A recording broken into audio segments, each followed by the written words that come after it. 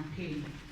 The Election Situation Room is a platform of over 40 civil society organizations set up to report electoral malpractices and any observation on the electoral processes as they've been unraveling. The Election Situation Room was established in the beginning of June and it was subsequently launched on the 27th of June 2018. It was established to provide a coordinated mechanism for receiving and sharing election information, as well as providing mechanisms for redress for reported violations. The main purpose of the Election Situation Room is to provide information to citizens and electoral stakeholders to enable them to evaluate the fairness and credibility of the 2018 harmonized elections. The Election Situation Room has enhanced monitoring of the political environment and a response to, as well as advocacy to resolve areas that need urgent attention during the pre-election period, election day, post-election period as well. This pre-election statement brings together the most important findings from the member organizations of the Election Situation Room since the beginning of the electoral campaign process. In terms of the political environment, the campaign has been largely relatively peaceful, apart from the isolated event of an explosion at the ZANU-PF rally in Bulawayo. We also noted that as we move towards the election, incidents of intimidation are on the increase. And in terms of the reported reports, these incidents are in form of vote buying, destruction of campaign materials, and hate speech. Moreover, there have been reports of misuse of administrative resources in favor of the ruling party. As a result, the Election Situation Room calls for political parties to send strong messages to their supporters to be peacefully in the spirit of the Code of Conduct and the National Peace Pledge that they have signed, and for the Zimbabwe Electoral Commission to increase and take more proactive role in ensuring transparency, particularly over the tallying of results in all the electoral processes. We'll now go to the details. Yes, ma'am. Nomination process. The nomination court sat on Thursday, the 14th of June 2018.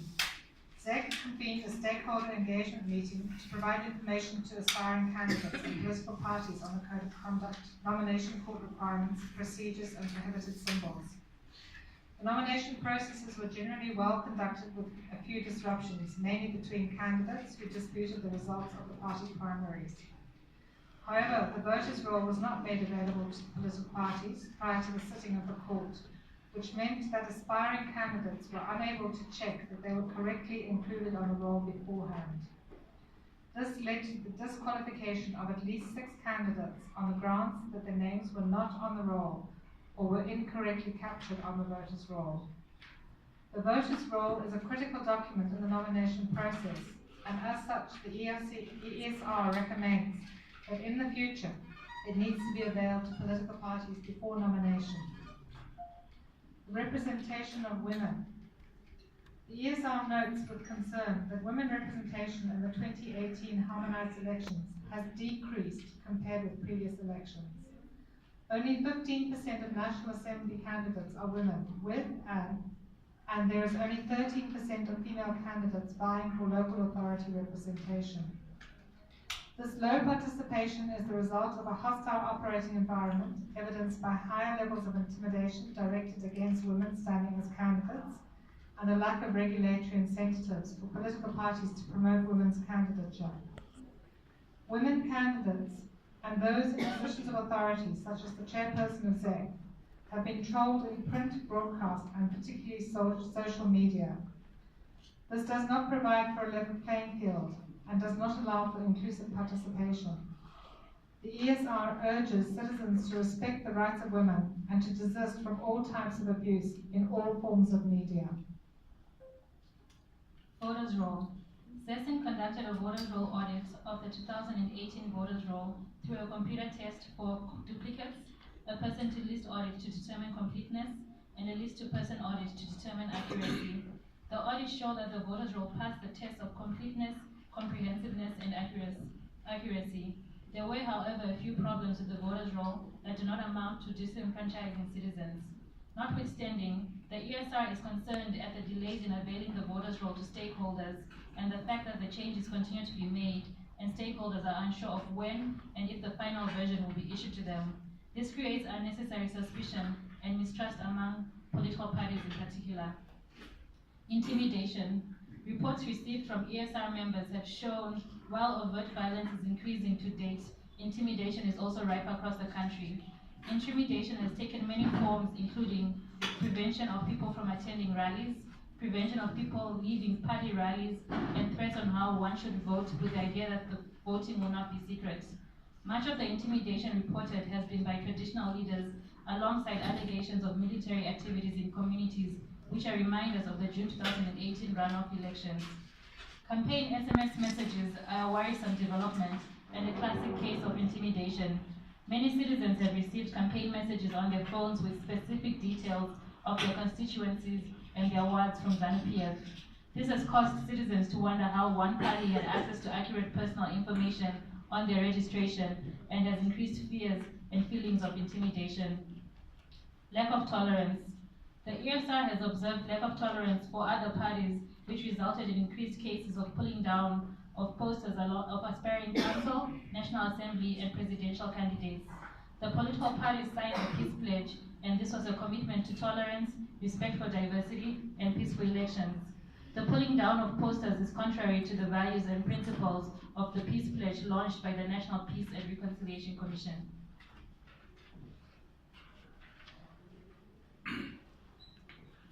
Misuse of administrative resources. There have been many reports by member organizations of administrative resources having been put at the disposal of ZANU-PF, such as government vehicles being used for campaigning, government officials speaking at campaign events, and candidates campaigning at government events. This unleveled playing field is further compounded by the fact that ZANU-PF is able to outspend all other parties substantially, and state media coverage is overwhelmingly biased towards them. The biases in the playing field undermine citizens' ability to have a free choice in the election. On postal votes, there have been allegations that some of the postal voting organized for police will be on duty away from their regular station on election day has been conducted under the close supervision of their commanding officers, and that secrecy of the vote has not been upheld.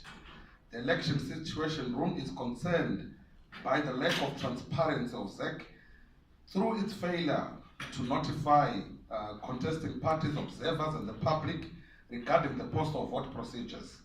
The lack of transparency and allegations of malpractice accounts for the mistrust about the integrity of the whole electoral process.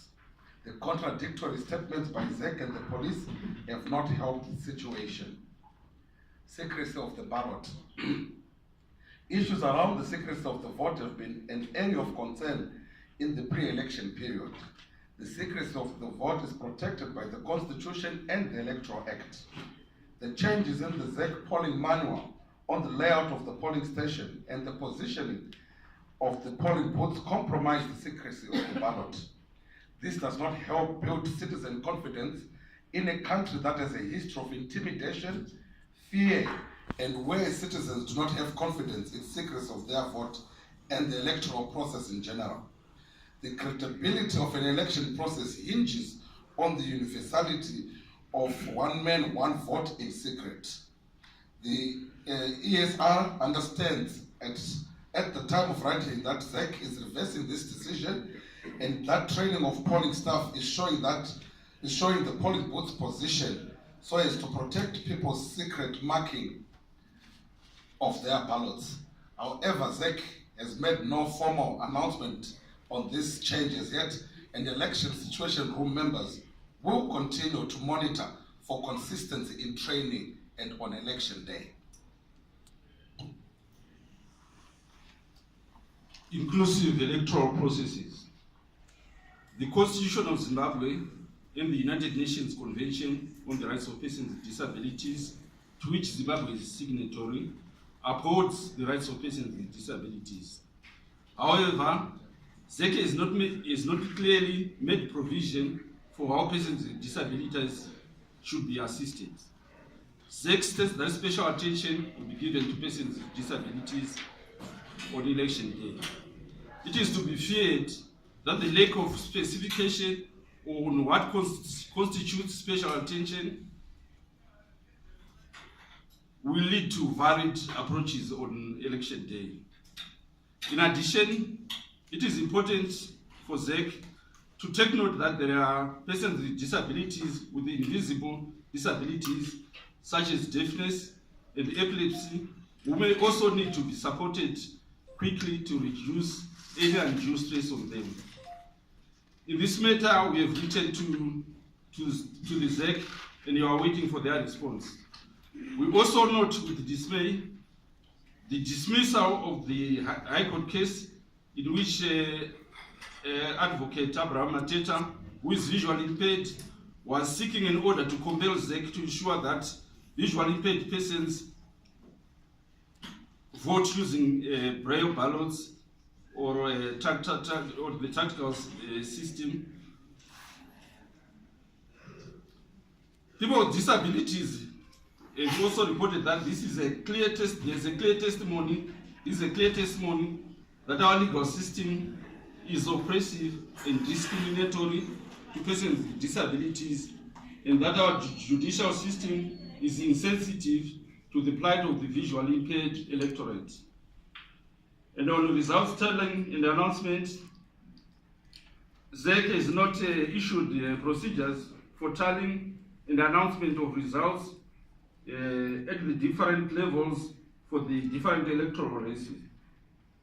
This makes it difficult for observer organizations and for political parties to train their observers and party agents to observe the process.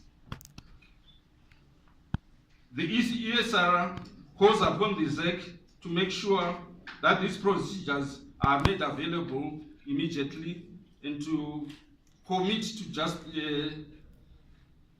posting all results on their website for verification. If these measures are not implemented, the election results will risk not being accepted. Thank you very much, and good afternoon again, ladies and gentlemen. I will now look at the follow-up steps, and members of the ESR have deployed over 6,000 observers to observe the electoral process, and the ESR will continue to provide information to citizens. Key issues the ESR will look out for as we approach election day. 1, the ESR urges political parties to campaign in peace and to be faithful to the letter and spirit of the peace pledge which they signed. And ZEC is urged to continue to engage with key stakeholders to build confidence that they are able to preside over a credible election. And the police are urged to investigate all cases of intimidation that are coming up as a way of ensuring that the environment is free for citizens to be able to cast their vote on July 30. The results management and results transmission process is critical in an election process, and as such, this has to be transparent.